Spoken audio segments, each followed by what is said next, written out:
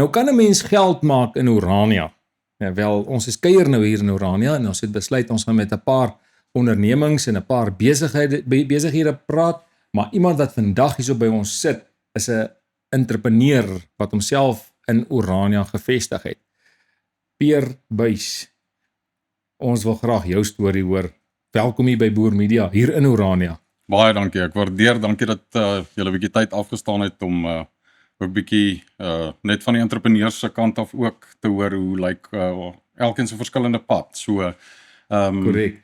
ja, Ek wil nou by jou hoor. Hoe het jou pad begin? Want natuurlik is daar iets wat die katalis was wat Orania vir jou aantreklik gemaak het. Kan jy net gou vir ons kykers net eers gou daai gedeelte vertel, dan wil ek 'n paar ander vrae vra. 100%. Ek gaan begin by die eerste keer toe ek in Oranje was ek nog 'n klein seentjie. En ek weet van ons kykers sal seker die Super Rugby wedstryd onthou waar daai mis so oor die veld getrek het. Ek dink dit was nog die Hurricanes en die Crusaders wat teen mekaar gespeel het. So ek het dit saam met my paal nog in die ouer huis gekyk. Dit was ek sal sê so een van die gevestigde besighede wat toe al hier was. En van daar af het ek nog so 1 of 2 keer deurgekom en dit het my net altyd bygebly en verder het ek my gang gegaan in die lewe. En soos elke jong man gaan jy deur die lewe, jy soek en daar's vrae en jou roeping en wat wil jy bereik in die lewe. En ek onthou spesifiek een middag het ek in Pretoria net in die straat rond gery. Ons het daar in Waverley gebly en al wat ek kon sien is net hierdie konstruksie met hoër mure en heininge en die honde word al hoe groter en die alarmstelsels. En ek het myself kameras, ja. Ja, en die kameras en ek het myself net 'n vraag gevra. Waartoe is dit op pad? Waar wil dit eindig? Wanneer gaan dit eindig? Sukses bou 'n hoër heining. So jou sukses word gekoppel aan jou tronk moet groter word. En dit is En die mense raak meer individualisties. Ja, die gemeenskap het onttrek van mekaar. Elkeen sluit homself toe en ek was toe eintlik vars uit die skool uit. So daar was nog nie, ek sal sê veel van my wat noodwendig die wêreld buite die skoollewe gesien het nie, maar ek weet daar was wel 'n soeke in my wat meer as dit wou. Jy kon nie daai normaal aanvaar nie. Dit was dit het nie met my menswees en my siel het dit nie goed gevind nie. En dit was so kort ruk daarna, het ek net by die huis gekom en vir my pa gesê, ek gaan my tasse pak en ek is op pad Orania toe. En ek Hoe bedoel jy nou jy het gepak? Het jy al 'n bestuurderslisensie gehad? Ja nee, ek het daarom nou al daai gedoen. So ek het daarom al so stappie of 2. Ek sou sê dis nou nie so kort direk na skool. Dis nou nie vars uit matriek uitgeval nie. Maar ek het gehoor dat gesê jy het net jou matras gevat. Ja, so ek sou sê ek het basies daai tyd gepak wat net in my kar kon pas. So Werklik. dis hoe ernstig ek was om te kom en Goed, nou besluit jy van daar af jy kom hierna toe na Orania toe. Nou toe jy nou hier aankom. Eerste instansie, waar het jy gebly en hoe het jy nou toe begin om vir jouself, ek wil amper of sê in 'n besigheid en in werk in te kry? ja, so ek het eintlik ek sou sê daar's 'n gedeelte van roeping ook hier aangekoppel is. Goed. Ek kan nie daai tyd noodwendig kon ek nie daai besluit ek sou sê ek kon dit nie verwoord eintlik as iemand my toe sou vra, hoekom doen jy wat jy doen nie. Ek dink die antwoord is nou onlangs eers baie duidelik geword en ek dink daar's baie meer 'n stootkrag gewees as 'n vlugtingskrag. So ek dink dit was die Here se stootkrag in terme van roeping, aantrekkingskrag in terme van wat in Orania was. Ek sal sê baie meer weg van ontvlugting. So ek het nie gehou van wat ek in Suid-Afrika ervaar het nie. Die Suid-Afrikanisme was nie vir my 'n aangename ervaring nie, maar ek het nie noodwendig weggevlug van iets af nie. So dit was 'n baie vreemde situasie om te lyk of jy vlug van iets af, maar dis eintlik jy word so hard aangetrek na iets toe en deur die Here gestoot dat jy kan amper nie nee sê vir ek moet nou gaan nie. So dit is 'n lekker vreemde opset gewees waardeur ek moes gaan, ja. En toe Maar die gedagtes het nog nie by jou opgekom dat jy miskien dalk eerder in steede van Orania oor see wil gaan nie. Die rede hoekom ek dit wil vra is want daar's baie van die jong mense vandag wat eerder nou die oor see opsie oorweeg, maar dan kom hulle daar dan is hulle na 2 jaar ook so ongelukkig, hulle wil eintlik maar weer terugkom Suid-Afrika toe. So wat sal jy dan nou vir daai jong mense wat Suid-Afrika eerder wil verlaat vir 'n ander land as vir Orania vir hulle kan sê? Ja, volksmoord het nog nooit by my goed afgegaan nie. So as dit ek sou sê as dit 'n korttermyn finansiële belegging is wat jy wil doen, kom herinvesteer, maar as jy op so jong ouderdom wil immigreer, hoe lief is jy werklik dan vir jou volk? So dit is maar my doodeerlike antwoord. Ek kan nie my ouma of enigiemand se ouma in die oë kyk en dink tannie wel ek gaan vir jou hier los. Sterkte lekker veg hier, of my kinders in die oë kyk en sê wel pappa gaan julle nou saamvat en jy gaan vir Amerikaner of vir Nieu-Seeland of wat ook al kies 'n land of 'n nasie. So nee, ek dink daai het baie sterk in my opvoeding deurgekom dat jy is in 'n volk gebore met 'n spesifieke taal en kultuur, en dit is ook hoe die Here dit wil hê, en jy het ruimte en plek gekry om dit te kan doen. En as jy menslik van daai ruimte en plek ontneem word, beteken dit nie God het daai plek van jou ontneem nie. God gaan altyd 'n manier vind om dit vir jou te gee, net soos hy nog deur die hele geskiedenis vir elke volk en taal en nasie plek en ruimte wil gee.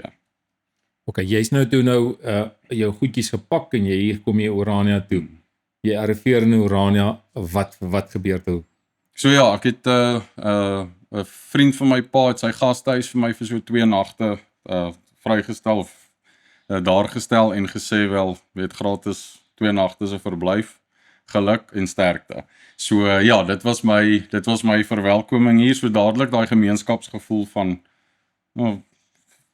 heeltemal 'n vreemde persoon wat ek maar net van hier en daar as familievriend ken, maar het jy iemand geken hierso?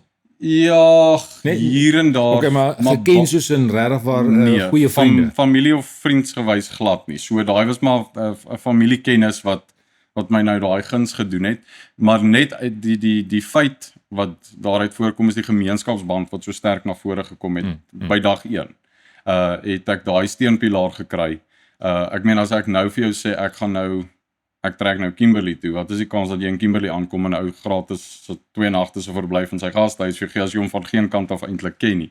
So toe het ek daar vasgevat en die eerste aand net gerus, lang pad, 800 km, uiteindelik daarom in die potensiële volksstaat opgeëindig, en die volgende dag het ek net gaan ontdek. So daar was nog nie eintlik noodwendig 'n angs of 'n stres in my van wat gaan ek nou maak nie, ek het net die dorp gaan ontdek, nog bietjie gedraf en my fiksheid daarom daar gehou.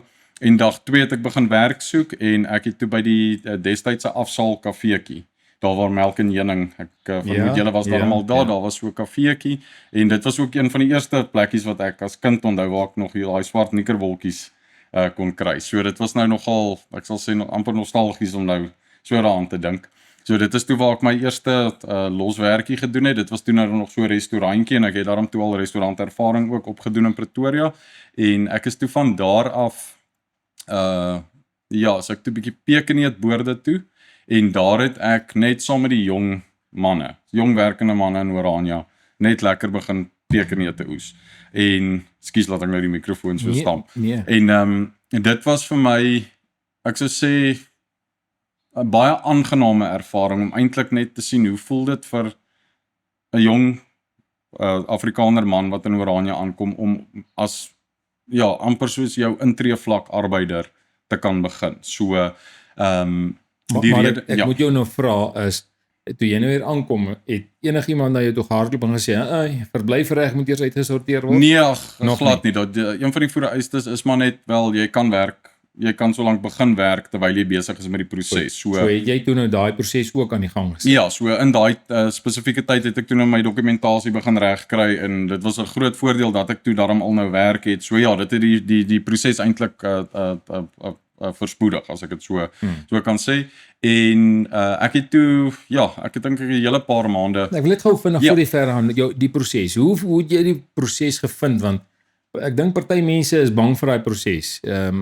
Hoe is daai verblyfreg aansoekproses en daai keuringsproses? Ja, kyk, as jy met die regte intensies kom en jy wil dit maak werk saam met die gemeenskap, is dit 'n baie aangename proses. So jy het so 'n dag of 2 oriëntering, al jou dokumentasie moet maar net in orde wees, en hulle trek al jou statistieke, weet jy waar al gevoeter of nog nie gevoeter nie. En as jy dan daardeur is en jy het nou nog nie ek sal sê Wêreldoorlog 3 amper begin nie, en dan gaan hulle jou daarom toelaat en dan gaan jy verskyn jy voor die paneel en dit is nou maar net 'n paneel wat eintlik dit is ja, ons hengse bohaai word nou opgeskop oor hierdie paneel, maar dis nou nie jy word nou nie daar met 'n sweep rondgejaag tot jy erken wie en wat jy is nie. Dit is bloot net wie is jy, wat kom maak jy hier en gaan jy en die gemeenskap oor die weg kom met mekaar. En jy moet daarom Afrikaner liefde en Afrikaners sentiment in jou dit is korrek. Ek sou sê die kernoorsprong waar ek glo daardie paneel vandaan kom is ook om te bepaal is jy werklik Afrikaner en net jy weet dit in jou hart, maar dit is redelik algemeen aanvaarbaar vir mede-Afrikaners om te weet hoe lyk 'n mede-Afrikaner, net soos 'n Fransman 'n mede-Fransman sal kan uitken. So dit is meer 'n kulturele gesprek as ek sou sê puntjie en paaltjie. So dis eintlik as jy met die regte intensies ingaan 'n baie aangename. So op 'n ligter lyn, Karl Neas het ook aansoek gedoen en hy is tog immers beskou homself ook as Afrikaner. Maar hy het dit nie gemaak nie. Ja, ek was nou nie in sy onderhoud betrokke nie, maar ek sal ook nie baie lief wees vir so tipe Afrikaner in my gemeenskap nie. Al keer hulle sy verblyfsreg goed, ek dink hy gaan self trek. Hy gaan homself uit. Ja, ek dink hy gaan homself weer onttrek uit die gemeenskap uit. So hy's met oop arms regtig welkom, maar ek dink nie die gemeenskap gaan hom wel aanvaar nie. So Orania word tans gesien as die hoofstad van die Afrikaner tuiste. So in 'n sekere mate weet ons dan nou hy sou nie meer tuis gevoel het nie, maar goed, dis net so aan die kantlyn. Ek sien Orania is so 'n bietjie spot gedryf met hom oor my frik Kaaltjie. Ja. Nee, ek dink die man se denkwyse sal Wynand Bos op een van die TV-programme mos ding gesê het. Goed, maar goed, nou begin jy met jou pekan boerdery. Het jy daar gewerk? Wat het julle gedoen? Ja, so ons het basies pekanneute geoes en toe ek en nog een van die ouetjies wat op die oesspan was, saam met die boer agtergebly. Die ander ouetjies het toe dan na die oesseisoen gaan elkeen in sy eie rigting. So hulle is amper trekarbeiders. Ja, jy kan inkom vir ek dink 6 of 8 maande wat jy kom oes en ek was reeds in die dop. So dis nou nie dat ek vir die program deurgekom het nie, maar ek het nou in die program ingeskakel en dan kan jy kies wil jy dan aanbly in die dorp, gaan soek vir werk of bly jy dalk by die boer aan. Ek het toe nog vir so 'n paar maande saam met die spesifieke boer wat na 'n paar boorde gekyk het ek toe saam met nog 'n jong ouetjie daar aangebly en van daar af is ek toe Oewe restaurant toe, weer eens by 'n restaurant, dit is ook waar 'n groot gedeelte van my, ek sal sê liefde ook lê in die kosmaakindustrie, en ek het dit toe basies dubbelwerk gebalanseer daar, so in die oggende het ek dan lekker vroeg opgestaan, so hier 4:00, 5:00 se kant, en dan so 6:30, 7:30 was ons op die boorde, en dan het ek omtrent, ek dink so tot 1:30, het ek dan daar gewerk en dan ek gaan nou nie sê hoe vinnig ek gejaag het nie, maar die veiligheid het my daarom nie in daai tyd afgetrek nie. Ek kan net vir ons kykers sê dis daarom gelukkig nie baie ver wat jy hoef te gejaag het nie. So ja, nee, dit was onder 40, maar hoe vinnig ek by 40 uitgekom het, gaan ek nou nie sê nie. En dan het ek letterlik deur die stort gespring, gou my netjies se klere aangetrek en dan was ek Oewe restaurant toe en daar het ek eers as junior bestuurder toe begin en soos die tyd aangestap het ek en die eienaar mekaar toe goed leer ken en sy het naderhand toe vir my gesê, maar wil ek nie dalk die senior vloerbestuurders pos hê nie, en dan kom dit natuurlik ook nou mos met 'n beter salaris en toe kon ek by die pekanneutboorde toe klaarmaak en ek het dit toe vir 'n hele paar jaar gedoen en dit in daai tyd het my entrepreneurswese wie ek eintlik is, eintlik toe begin posvat. So jy gaan nie noodwendig net in 'n nuwe omgewing inhardloop en dit gaan maanskyn en rose wees nie. En in daai tydperk het ek toe aan my eie besigheid op skrif begin werk en die se naam was Vryburger. So dit was 'n wegneem ete restaurant wat ons toe op die been gebring het en dit was werklik suksesvol geweest, maar op die ou einde het ek toe ook nog net vir myself gewerk. So ek was toe nog nie ten volle eienaar-entrepreneur nie. En ek sou sê met enige entrepreneur se paadjie, daar is 'n sê ding wel, jy gaan 'n paar keer 'n paar miljoen verloor. So jy moet jy ook bankrot speel. So sonder daai gaan jy dit nie maak nie, maar dan kom kennis natuurlik saam met die lesse, ja. Dit is korrek, ja. So ek het die perseel ook 'n paar keer geskuif en klomp gevegte gehad om dit aan die gang te hou en ons het ook toe nou nog 'n tonnelprojek ook aan die gang gebring. So die hele pakkie het toe ek sou sê vir my meer kennis ingebring as kapitaal wat ek nie sou omkeer as ek nou terugkyk na die hoeveelheid kennis wat ek toe kon opdoen nie. En die besighede waar ek nou tans betrokke is, dit sluit nou eintlik by nou net hierdie vorige gesprek aan, is saam met Teni Botha. So hy is nou die hoof-eienaar van Wilgerus Gashuis en dan ook Gasman wat ons op die been gebring het. So wat toe by hom plaasgevind het, is hy het 'n klomp sterk besighede in Pretoria, Electra Solutions. Gasman is ook daaraan gekoppel. JD Gates, is verskoon maar die Engelse name en regtig besonder suksesvol, baie kennis wat hy ook het, en dan het hy die eiendom in Orania met die Wilgerus akkommodasie begin, en hy het in daai tyd ook klomp aanstellings gemaak en ouens gesoek wat regtig die pakkie kan vat en eienaarskap vat van basies wat hy vir hulle bied om. Was hy al in Orania? Nee, so hy was, ek sou sê 2 maande daar, maand daar, so hy. Maar hy het nou kom ons sê so afstand besigheid gehad. Ja, hy was 'n afstandseienaar, ja. Maar hy moet ook met ander woorde verblyfreg kry. Ja, dis korrek, ja. So vir enige ou in Suid-Afrika of selfs oorsee, as jy regtig deur die verblyfsreg proses is en jy kan eiendom bekom, jy kan besighede oopmaak, jy hoef nie hier te bly nie. As jy die regte personeel aansit, jy kan in Kuruman sit, jy kan in Irak gaan bly as jy wil, dit maak regtig nie saak nie. Maar jou intensies met daai besighede moet ook reg wees. So jy kan nie 16 Chinese kom aanstel. Maar nou wil ek jou vra, Gasman, julle besigheidsmodel is sodanig sodat julle eintlik in Orania 'n wins maak, as ek so kan stel. Ja, so terwyl baie ander besighede is in Orania, maar hulle voer uit of hulle doen iets anders ter buitekant Orania. Dis korrek, ja. So net voor ek daai vraag antwoord, wil ek net weer terugkom ook net toe my inteniese paai gekruis het, want dit was vir my ook 'n besonderse gebeurtenis in my lewe. Ek was eintlik toe op my laagste punt. Ek meen van my besighede moes ek toemaak. Ander het hulle self sommer toegemaak, so dit is maar die lesse wat mens leer. En wat in sy lewe plaasgevind het is wel, ja, my goed in Orania kom net nie aan die gang nie. En dis asof die Here ons so, ek en hy het ook al nou die dag daai gesprek gehad, so na mekaar toe gestuur het. Julle altoe sit met hierdie krisis en hierdie ou het vir jou 'n antwoord en jy het vir hom 'n antwoord en so het ons saam by mekaar uitgekom. Terwyl jy dit antwoord, wil ek net vir ons kykers sê, ons sal beeldmateriaal inspel waar ons kan getuig dat hierdie 2 manne, jy weet, hulle is raakvatters, hulle vat vas. En as hulle sommer ingespring en ons het die kamera, ons het eintlik eers geplan nie, ons sê gaan dit gewoonweg gaan, ons neem net af. En ja, julle kan self sien wat die manne doen. Hulle spring aan. Alles in Orania word gedoen met volkseie arbeid. Met ander woorde, dit is jouself wat dit doen. Ja, so nee, dit is wat dit so lekker maak. So mens kan jou gym kan jy partykeer bietjie opgee vir letterlik net self die werk ook doen, daai gesonde fiksheid kom daarom sterk daardeur. So jy en Teni is toe nou mekaar ja, so het ons nou mekaar eers net as vriende ontmoet en eers het ons net geklik. En hy het my die eendag gebel en gesê, wat kry jy tans? En ek sê toe X en hy sê, nou kom ek gee jou X plus dit en kom. En toe is ek nie 2 X gegee nie. Nog nie.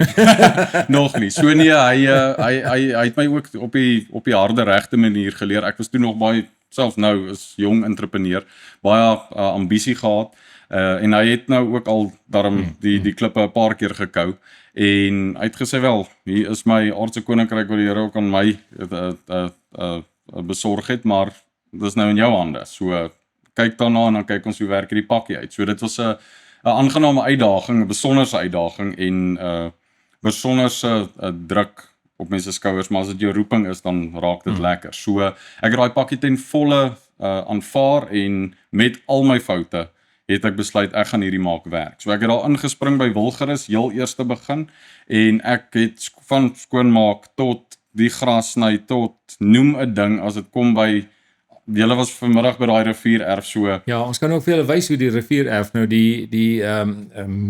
wat is 'n gabion in Afrikaans?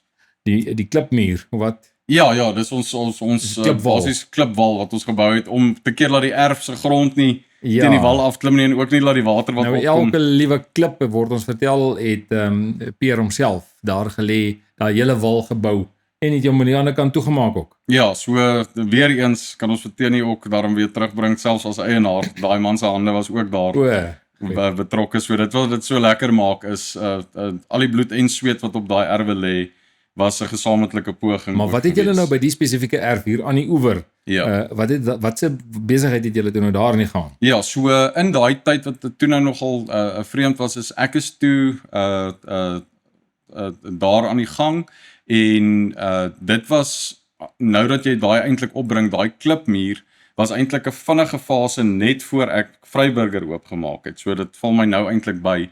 Ek het in die bouproses van Vryburger het ek vir so 'n paar maande net loswerkies saam met hom gedoen. Dis eintlik waar ons toe ontmoet het.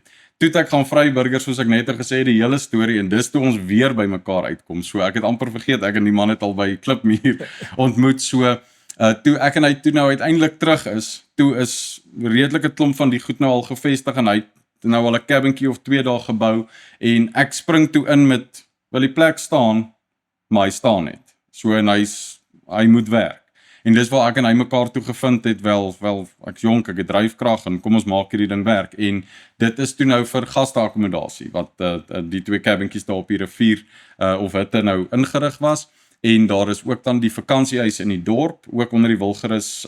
Maar die hitte, ek wil net vir ons kykers net agtergrond gee. Die hitte is nie regtig waar hoogs moderne hitte nie. Ja. Dis hitte wat hulle sommer gebou het met wat het julle dit mee gebou? Ja, so dis hierdie mooi afgewerkte sementvloere en dan is dit ysterrame met basies hierdie selfde plastiek wat mens vir die tonnels gebruik en dan mooi met riete toegemaak en hulle noem dit in Engels glamping, soos hierdie fancy manier van kamp.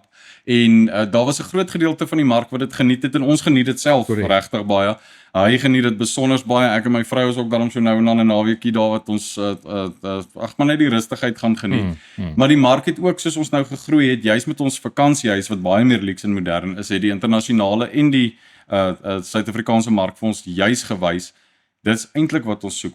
Ons hou van hierdie Oranje kan op die internasionale vlak ook kompeteer en dit was toe vir ons vreemd want ons het gedink wel jou gemiddelde Suid-Afrikaner gaan meer hierdie amper lekker 'n fancy kamp in die bos geniet. En ek kan net byvoeg dat julle het ook sulke baie ordentlike bootjies wat daar onder is, né? Ja, so dit is nou die kajakke wat daar onder is. Kajakke wat daar onder is. Waarop 'n mens kan lekker sit en visvang. Jy gaan in die rivier en dis pragtig. So dit is baie lekker vir enigiemand wat se leefstyl dit aanbetref, né? Dit is jy kan altyd na Orania toe kom, jy kan met Peer kontak en dan kan jy daai besigheid van hom verder kom beleef hierso. So ja, dit is ek sê dit is 'n groot trekpleister vir vandat ons dit ingebring het vir baie van ons kliënte wil weet is daar plek om vis te vang en soos julle gesien het daar's 'n massiewe rivier. Visvang. So hy's nou onder water met die vloed, maar daar's 'n lieflike jetty wat mens kan uitstap op. Die kajakke maak dit ongelooflik lekker vir ons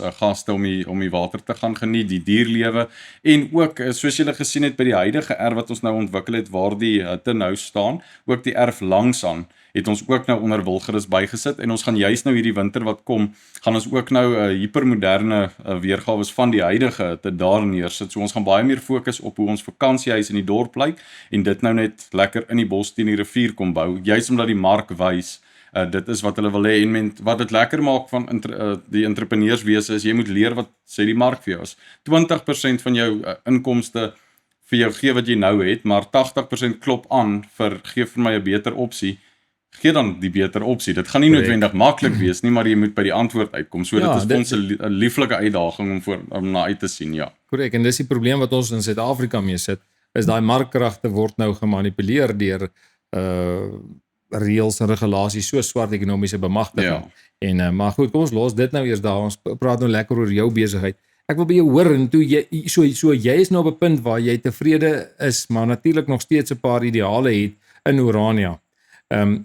Vir 'n gewone ou daar buitekant wat 'n jong man wat sê wat ek is ook nou nie meer lus vir hierdie Suid-Afrika wat eintlik abnormaal is. Hy's totaal in chaos. Hy's wanfunksioneel, disfunksioneel, né? En daai ouens soek 'n uitkoms na 'n ander plek. Wat se raad en advies het jy vir hulle? Ja, ek dink daar kan ek die gasman voorbeeld gebruik. So ek het net op 'n punt gekom wel, okay, goed. Dankie Peer, jy kyk regtig mooi na alles wat jy is en jy's nou in beheer, jy's die bestuurder en dit doen goed. Kom ons verbeter en ons het toe eers nou net begin bietjie koppe bymekaar sit en eendag sit ek net en dink en sê vir hom wel Tenie, jy is reeds besig om besig om die gas in Pretoria te verkoop. Ek het 'n sterk vermoede, kom ons gee dit 'n goeie kans in Oranje. Toe sê hy wel, daar gaan jy. Weereens leer hy my, begin van onder af. En waarmee ons begin het was 'n ou Nissan 1400 bakkie. Dit was nog, ek is besonder lief vir daai bakkie, alhoewel as jy te vinnig om 'n draai gaan, dan gaan sy deure oop, letterlik oop. So partykeer het jy maar so die deur weer saam terug toegetrek.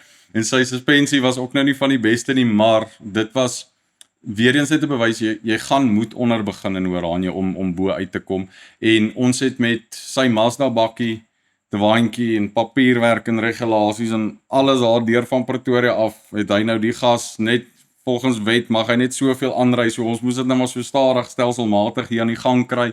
En ek dink van my eerste gasverkope was nog by my pa, my skoonma, my ouma alles. Ons het letterlik daar begin by, wel ons het 'n bakkie en 'n klein stoortjie daar by die rivier wat volgens wet mag ons net 100 of 150 kg daar stoor. So ons het op 'n tyd net 5 of 7 botteltjies daar gehad en so 'n bietjie in die familie en toe begin soos enige mark. As jou diens reg is, jou prys is goed, dan begin dit aan jou deur klop.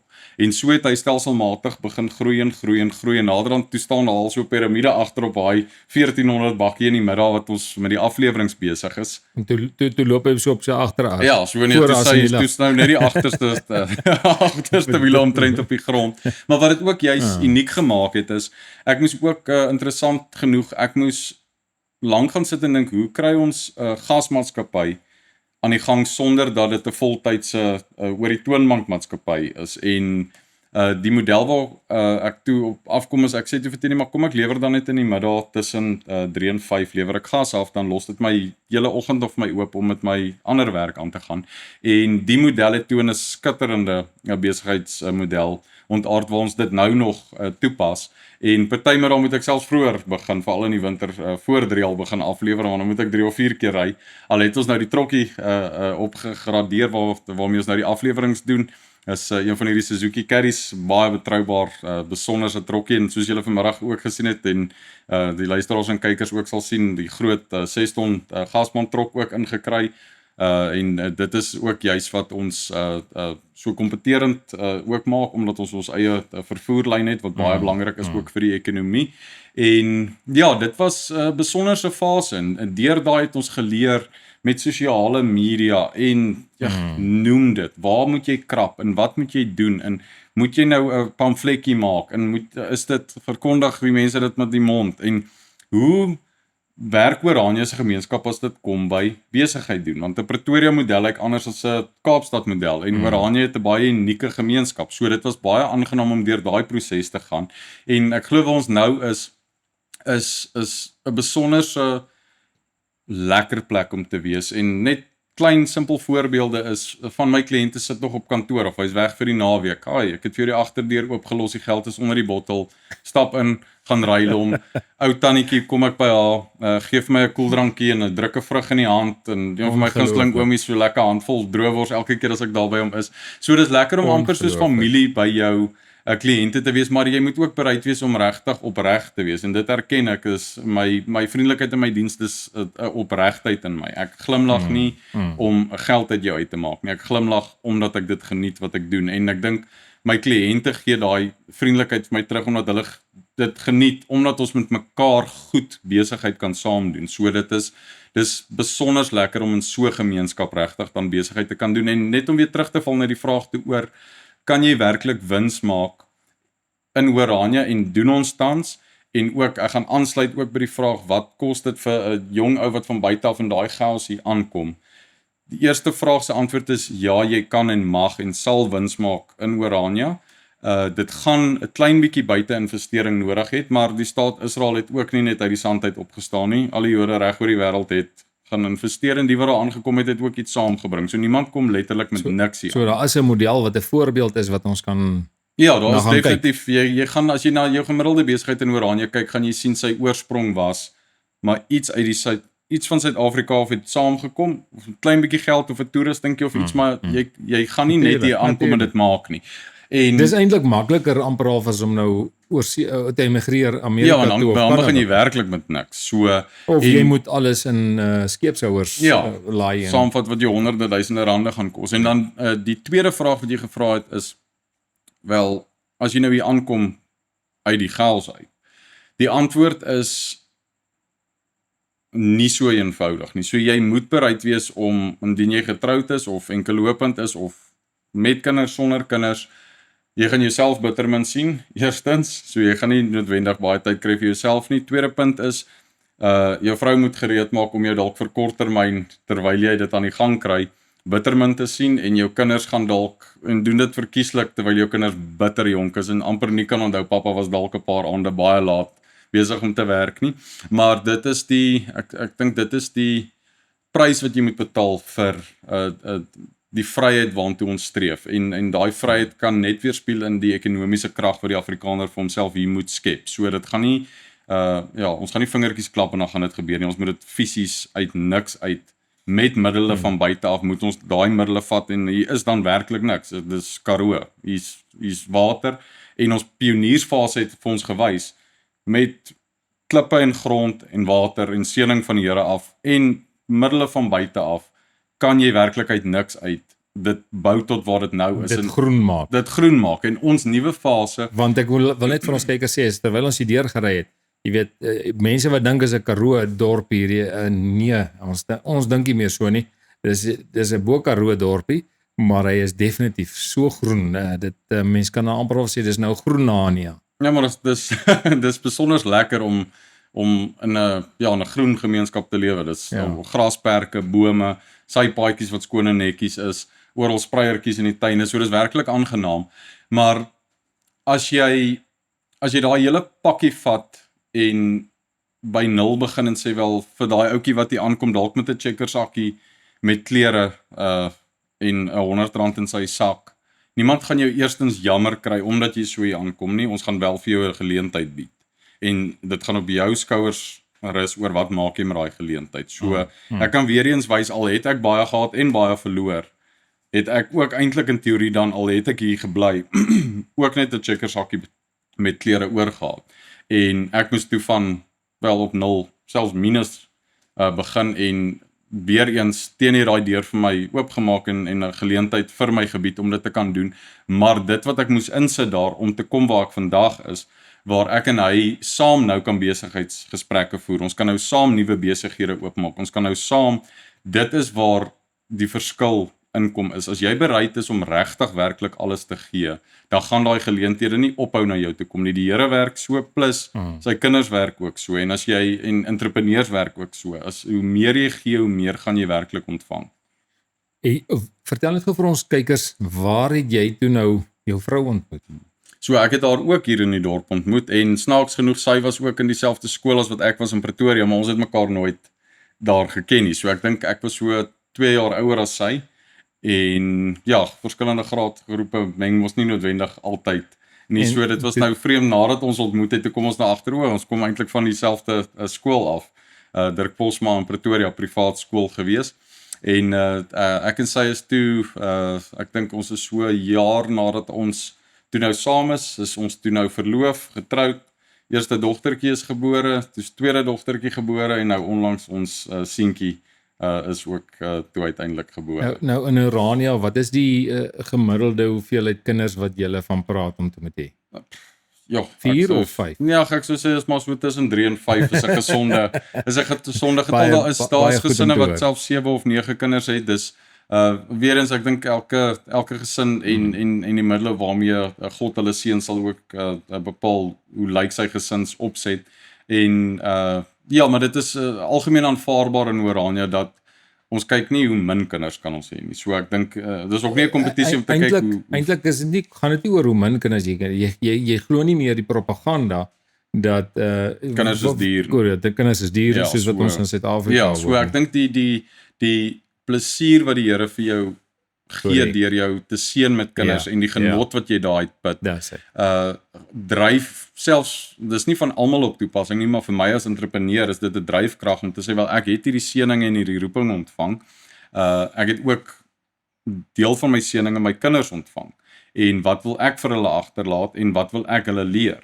So dit is vir my ja, ek dink dit is my dit hou my batterye op laai al wil ek hoe graag slaap. Motiveer dit my net nog meer om regtig werklik suksesvol te wees. Kinders is nie duur nie, dit is nie 'n uitgawe nie, kinders is 'n bate. Ja. Hoe meer jy praat, Peer, hoe meer kan ons agterkom dat daar's energie, daar's entrepreneurskap in jou wat uitborrel. En dis ook 'n ander ding wat ek ook wil sê is ek dink nie enige persoon in my eerlike opinie gaan werklik waar sommer net kan inval en inspring en dinge doen nie as hy nie dit in sy are en in sy bloed en in sy spiere en waar ook al het nie, dan gaan ons dit nie maak nie. Ja, Of gaan so 'n persoon dit nie maak. Presies, en ons gemeenskap wil ook nie 'n persoon hier hê wat dit nie wil kom maak werk nie. Ons as jy kom bakkant staan hier, gaan die gemeenskap jou verwerp nog voor jy aankom. As jy gaan kyk, hier's klomp voorbeelde, onlangs noem mediumtermyn, langtermyn voorbeelde van nog selfs voor 'n persoon verblyfsreg gekry het, hy was nog in proses, het hy aangejaag.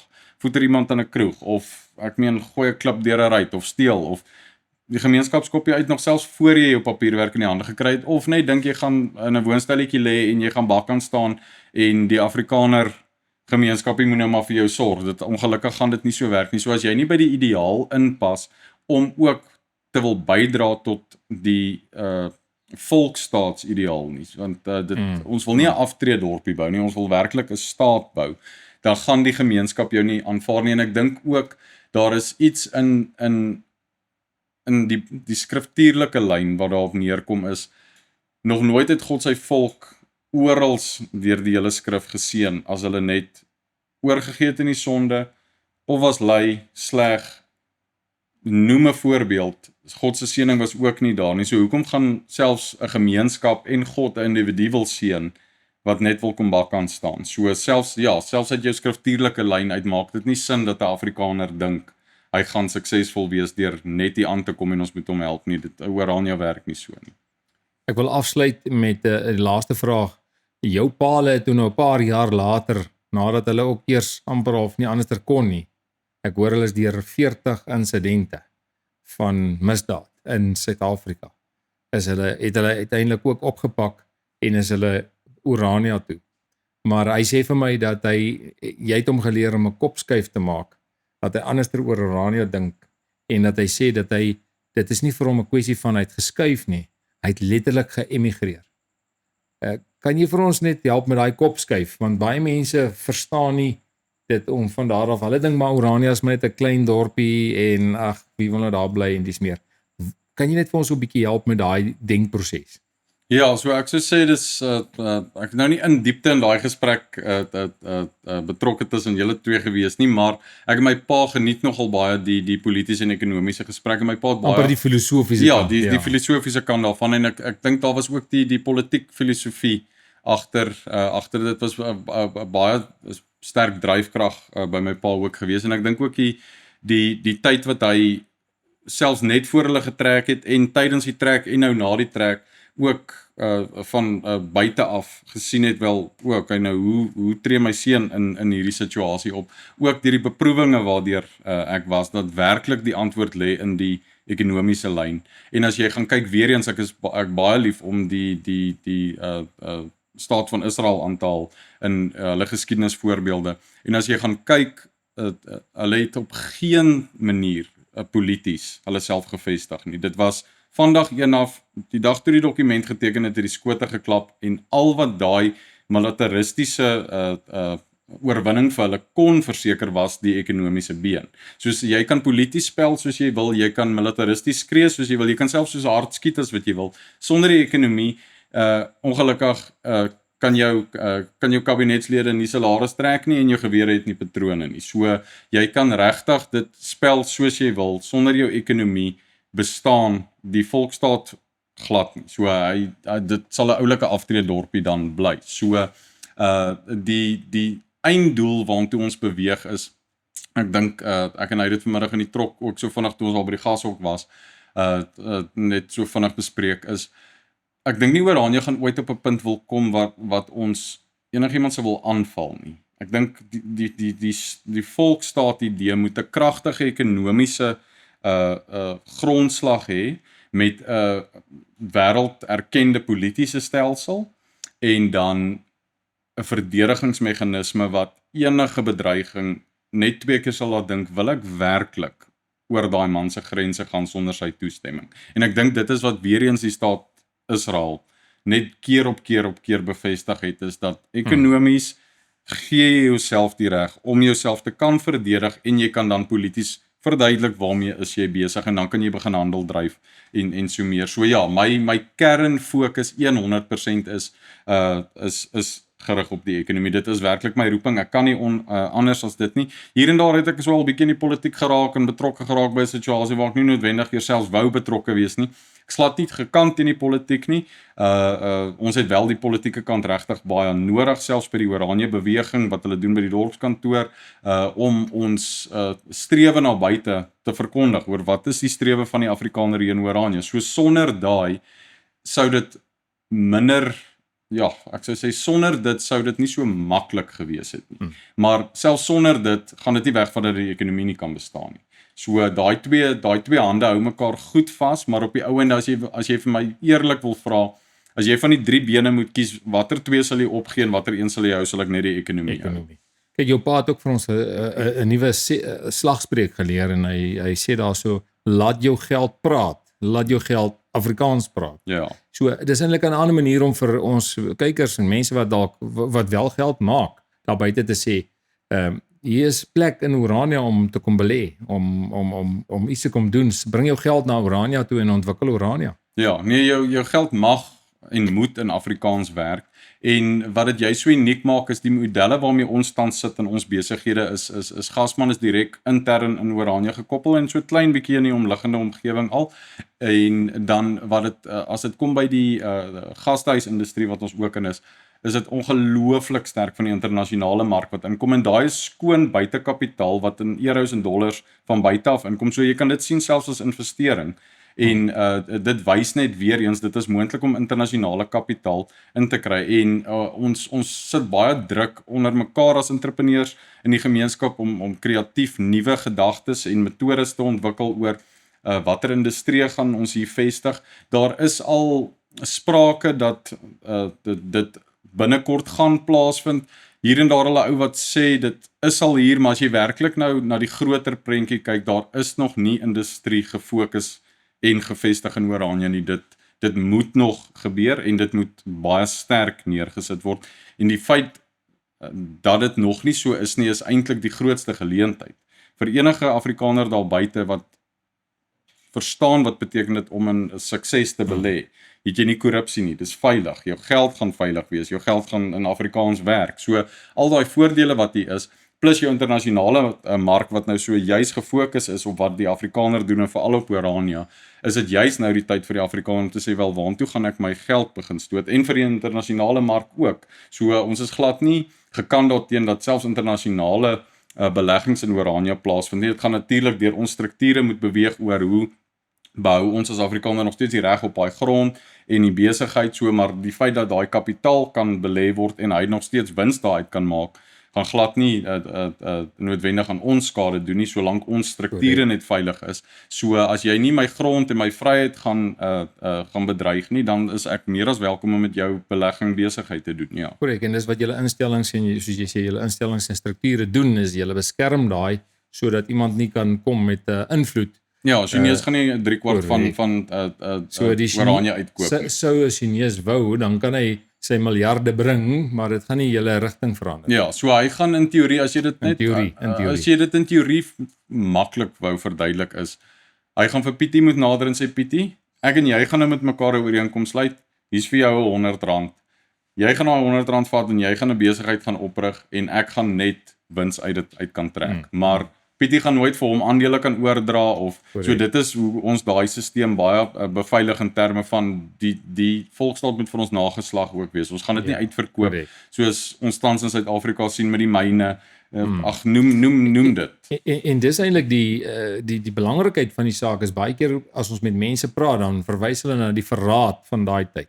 Die verraad van daai tyd. Ek dink Orania is reeds besig om dit die meganisme so in plek te sit dat sogenaamde verraad nie kan weer plaasvind. Ja, jy kan nie nice deur die stelsel breek nie. So ons regstelsel is ook baie gefokus daarop om daai stelsel in plek te sit dat 'n belegger nie kan wegstap met jou grond of met jou stemreg nie, ja.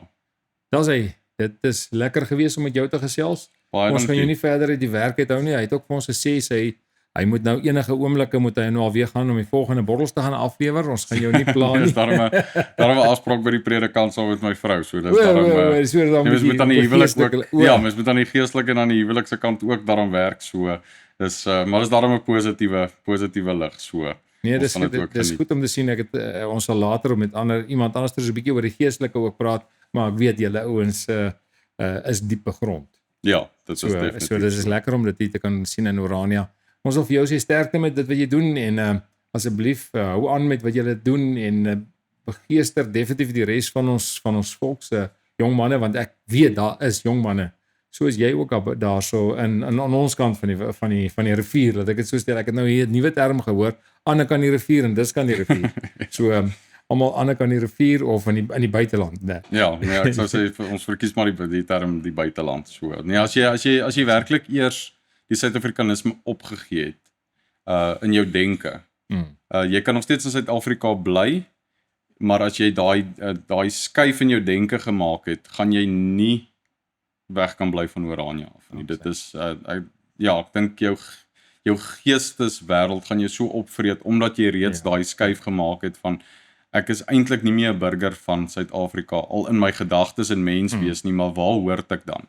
So dit sal jy outomaties dan laat opeindig in Orania. So al neem jy daai besluit soos my pa 30 of 40 jaar terug, jy gaan hier opeindig. En mense roeping, jy's nooit te oud om enigsins jou roeping ooit voor te sit nie. En God het al 'n paar keer in die geskiedenis gewys. Jy kan meer as een keer 'n roeping ook van hom af ontvang. So ja, dit was 'n aangename gesprek. Ek het dit baie geniet. Ek wil heeltemal afsluit om deur vir ons kykers te vra, wie is jy en waar hoort jy? En net moontlik hoort jy dalk ook op Orania. Dit kan gedoen word. Ons gesels met hulle. Hou ons gerus in die volgende episodes ook dop. Ons gaan met nog meer entrepreneurs, nog meer instellings, besighede, organisasies gesels hier in Orania oor die ekonomiese invalshoek, die ekonomiese beleid, die ekonomiese kragte wat dit of moontlik maak of onmoontlik maak vir jou om in Orania te kan kom bly. Tot 'n volgende keer, mooi loop.